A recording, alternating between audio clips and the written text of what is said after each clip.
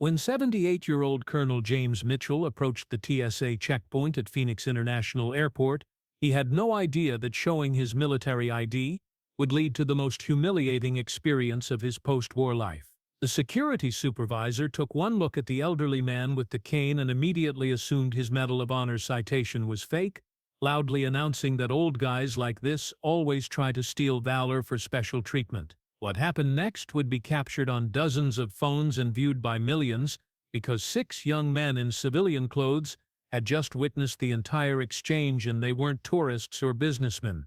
They were Navy SEALs returning from deployment. They were about to teach everyone in that terminal what real military brotherhood looked like. The morning sun streamed through Phoenix Sky Harbor International Airport as travelers hurried through the terminal. It was just after 7:00 a.m. and the TSA checkpoint was bustling with business travelers and vacationers heading across the country. Among the crowd, 78-year-old Colonel James Mitchell moved with the measured pace of someone who walked with a polished wooden cane, a necessity since Vietnam's shrapnel wounds had caught up with his aging joints. He wore a navy blazer over khaki slacks, looking like any elderly gentleman traveling to visit family. But tucked in his wallet was his Medal of Honor citation, earned when he saved 43 men during a devastating Vietnam ambush. Today was special. James was flying to Norfolk for his great-nephew's Marine Corps commissioning ceremony. The first time in a decade he'd felt strong enough for such travel. As James approached the TSA checkpoint, he presented his military ID with crisp precision. "Good morning. I'm traveling on military orders to Norfolk." The initial agent examined his ID routinely, but TSA supervisor Gary Patterson noticed the interaction. After 12 years with TSA, Patterson had developed cynical assumptions about elderly travelers claiming military status. "Let me take a look at that ID," Patterson called out loudly, examining James's identification with exaggerated suspicion. "This looks questionable to me. The photo doesn't really look like you." James stood patiently. "Sir, I can assure you that identification is genuine. I served my country for 40 years. "Yeah, well, that's exactly what someone with a fake ID would say," Patterson announced loud enough for nearby travelers to hear. "We see this stolen valor stuff all the time. You old guys always have the same story. Purple Heart, Bronze Star. Right. You people think you can just flash some fake military ID and get special treatment." The accusation hit James like a physical blow. No one had ever questioned his service or suggested he was pretending to be a veteran. The public humiliation was devastating as dozens of travelers turned to watch, many pulling out phones to record. "As a matter of fact," James said quietly, maintaining his composure despite the mounting humiliation, "I do have medals, including one that I'd rather not have earned the way I did." Patterson rolled his eyes theatrically, enjoying the attention his confrontation was drawing. "Right. "And I suppose you saved your whole unit too. Let me guess. Vietnam War hero, right? That's the classic stolen valor story. Next, you'll be telling me you have a Medal of Honor or some other made-up decoration." What Patterson didn't know was that 6 men standing in the civilian security line had been watching the entire exchange with growing alarm and anger. They weren't tourists or business travelers, despite their casual clothes and unremarkable appearance. They were Navy SEALs from Team 7, returning home from a classified deployment that had taken them to the other side of the world, and they recognized exactly what they were witnessing: the systematic humiliation of a fellow veteran. Master Chief Petty Officer Marcus Rodriguez was the first to notice the confrontation. At 34, he was the senior enlisted member of the team with 5 deployments under his belt and a Silver Star for actions he couldn't discuss outside his unit. As a Hispanic American from East Los Angeles, Marcus had experienced his own share of discrimination, and he knew the look of a man being unfairly targeted because of assumptions about who he was supposed to be. "You seeing this?" Marcus whispered to his teammate, Chief Petty Officer David Chen, who was standing next to him in line.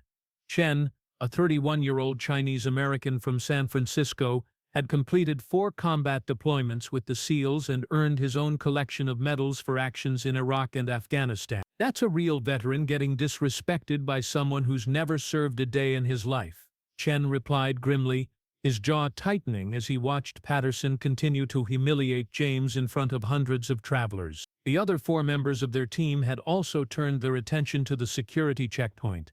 Petty Officer First Class Robert Washington, a 29-year-old African-American from Detroit, had been checking messages on his phone when the confrontation started. Without thinking, he switched to camera mode and began documenting what was happening, knowing from experience how important it was to capture these moments of injustice. Petty Officer First Class Kevin O'Sullivan, a 28-year-old Irish-American from Boston, was quietly seething as he watched an elderly veteran being publicly humiliated. Petty Officer Second Class Michael Thompson, a 26-year-old from rural Montana, and Petty Officer Second Class James Park, a 25-year-old Korean-American from Seattle, completed the group of warriors who were about to teach the TSA supervisor a lesson he would never forget. "This is absolutely unacceptable," Thompson whispered, his hands clenching into fists.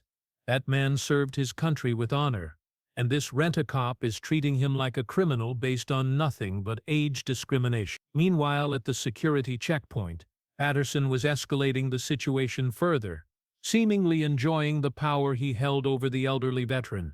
"I'm going to need you to step aside," he announced to James, his voice carrying across the terminal. "I'm calling my supervisor to take a look at this fake ID and these supposedly authentic military documents you claim to have." James felt his face burn with embarrassment as hundreds of travelers watched him being singled out and humiliated.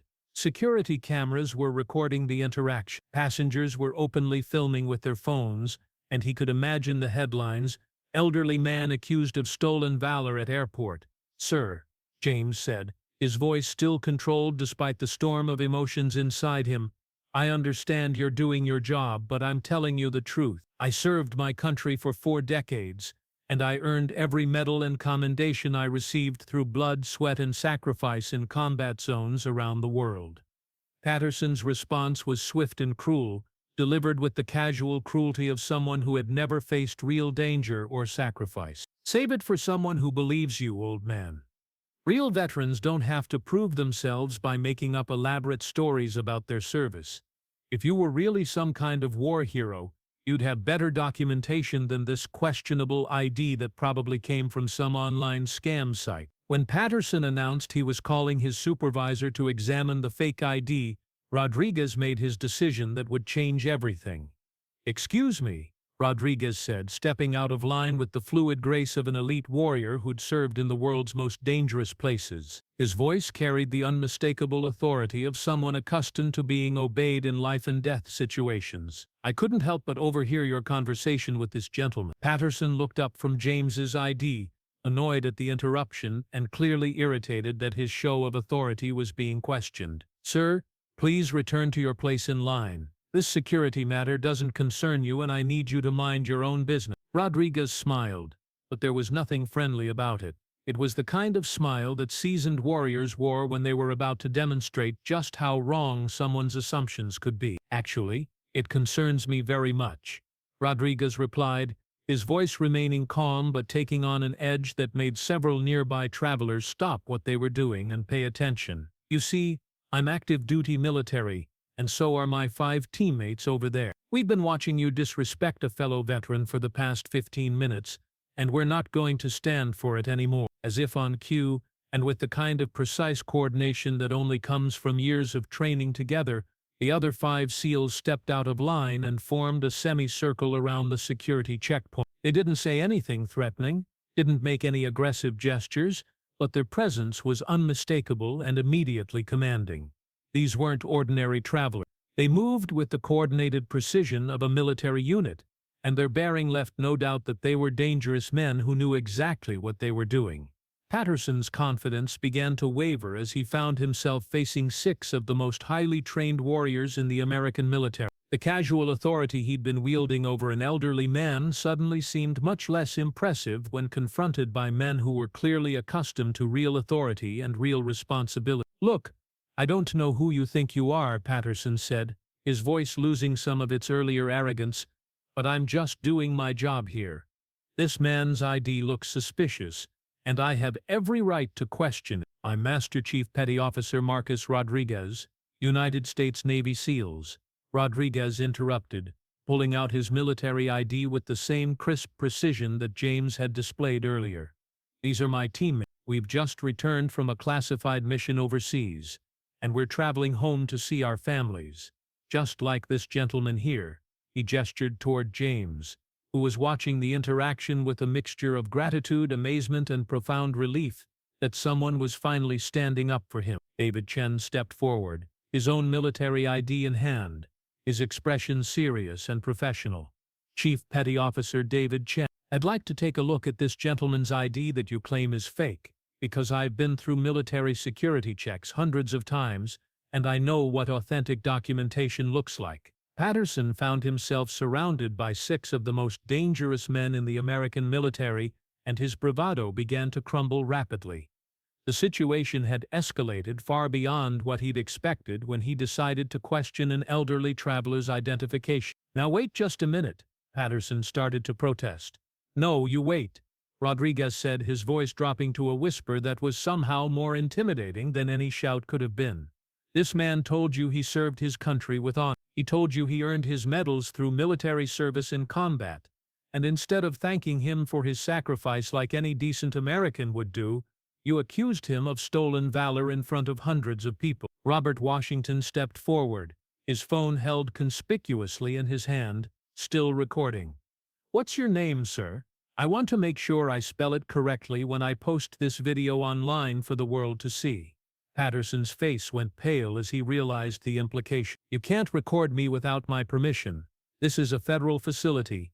"Actually, I can," Washington replied calmly, his voice carrying the authority of someone who knew exactly what he was talking about. "We're in a public place. You're a public employee performing your duties, and you're publicly humiliating a veteran who deserves much better treatment than this. The First Amendment protects my right to document this interaction." By now, the confrontation had drawn a significant crowd. Other travelers were gathering around the security checkpoint, forming an impromptu audience that was clearly sympathetic to James and increasingly hostile toward Patterson. Many of them were recording with their phones, and the atmosphere in the terminal had shifted from the usual rushed indifference to something more electric and charged with moral outrage. Kevin O'Sullivan turned to James, his expression softening with the kind of respect that one warrior shows to another. "Sir, what's your name and unit? We'd like to know who we're standing with." "Colonel James Mitchell, retired," James replied, his voice stronger now that he had allies standing with him. "I served with the 1st Infantry Division in Vietnam and later commanded various units during my 40-year career in the United States Army." "When were you in Vietnam?" O'Sullivan asked, his tone respectful and interested. "3 tours between 1968 and 1974, James replied. "Lost a lot of good men over there, but we did our job and brought as many home as we could." Rodriguez nodded, recognizing the quiet way James described his service. Real veterans didn't brag about their actions or embellish their stories. They simply stated the facts and let others draw their own conclusions, understanding that those who had served would recognize the truth, and those who hadn't served wouldn't fully understand regardless of how the story was told. But now we need to pause here, because what happened next would shock everyone in that terminal and change how veterans are treated across the entire country. What Patterson didn't realize was that this wasn't just any veteran he was humiliating, and these weren't just any Navy SEALs who had witnessed the confrontation. "What decorations did you earn during your service?" Rodriguez asked. Though he suspected from James's bearing and the way he carried himself that this was a man who had seen significant combat and distinguished himself under fire, James hesitated for a moment, not out of uncertainty, but because he'd spent his entire post-military life avoiding this particular conversation. Not because he was ashamed of his service, but because he'd learned that talking about his highest decoration often made people uncomfortable, skeptical, or led them to treat him differently than he wanted to be treated. "I received the usual array of service medals," James said carefully, "including a Purple Heart for wounds received in action during my 2nd tour." Michael Thompson, the youngest of the SEALs, stepped forward. "Sir, with all due respect," the Master Chief asked, "what decorations you earned." "All of them. We're military, and we understand the significance of military honors. You don't have to downplay your service record with us."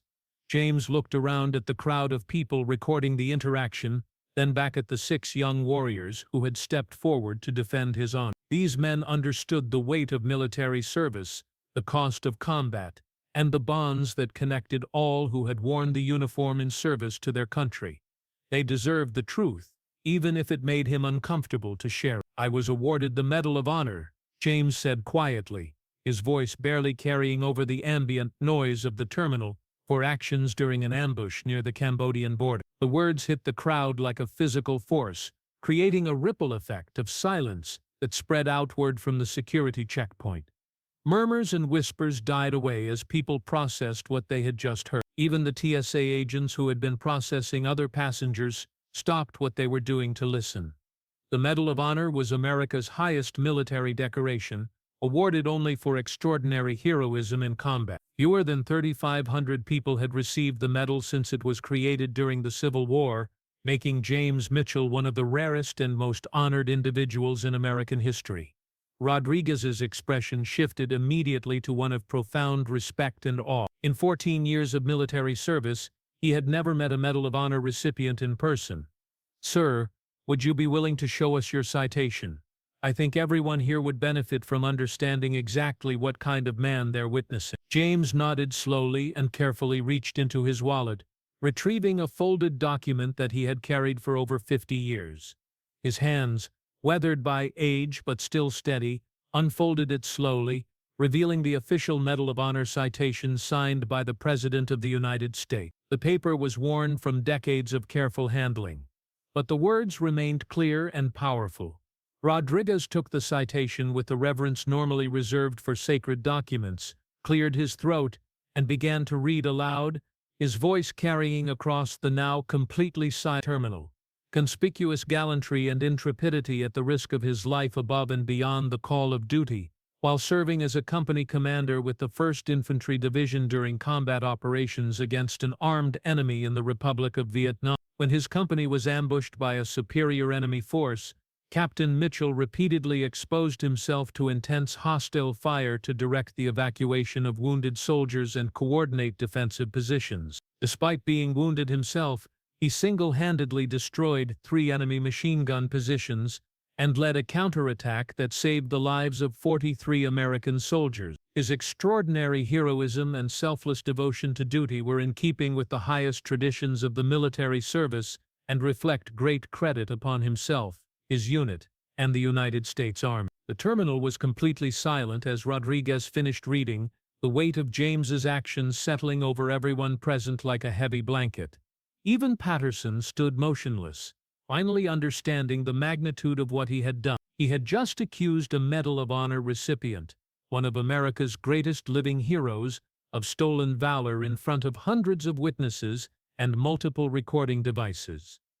James Park pulled out his phone and began scrolling through military databases, his fingers moving quickly across the screen. "Colonel James Mitchell, Medal of Honor recipient, Vietnam War. Here's his official record," he announced, turning his phone screen toward the crowd. 3 bronze stars, 2 silver stars, Purple Heart with oak leaf clusters, Army Commendation Medal with V device, and dozens of other decorations spanning a 40-year career. This man is a legitimate American legend. Patterson was completely trapped now.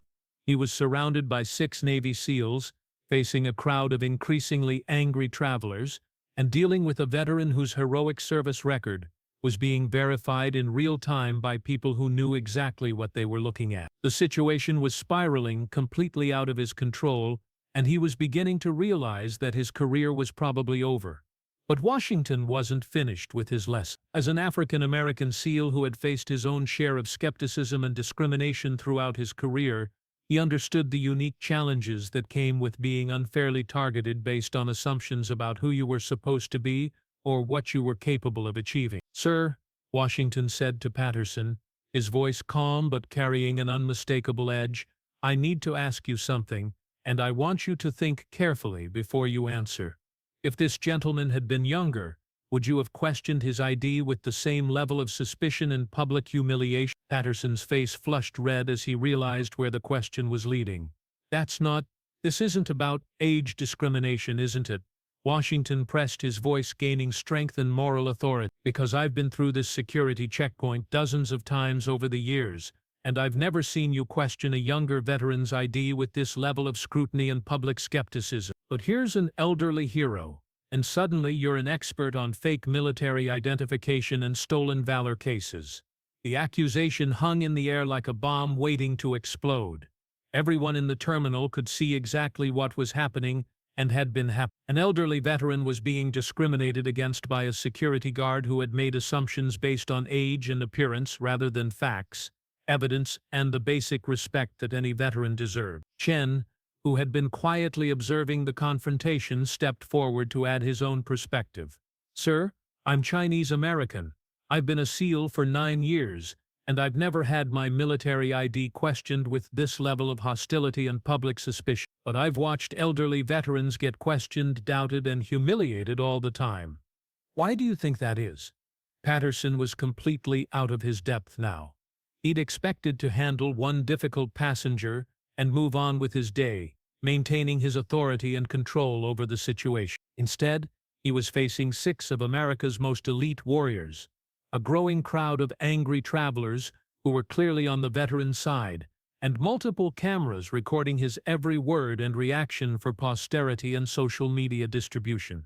But this story was far from over. What happened next would shake the entire aviation industry and lead to nationwide changes in how veterans are treated. The SEALs offered James their personal contact information. "You've got family in the special operations community," Rodriguez told him. "We take care of our own." Washington held up his recording phone. "This video will be seen by millions. Everyone will know how a TSA supervisor treated a Medal of Honor recipient."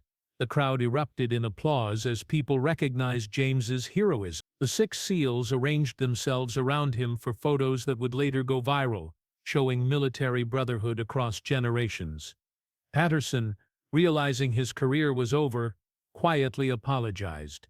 James, with the grace of a true soldier, accepted with dignity. "When a veteran shows you their ID, they're showing you a piece of their soul," Rodriguez addressed the crowd.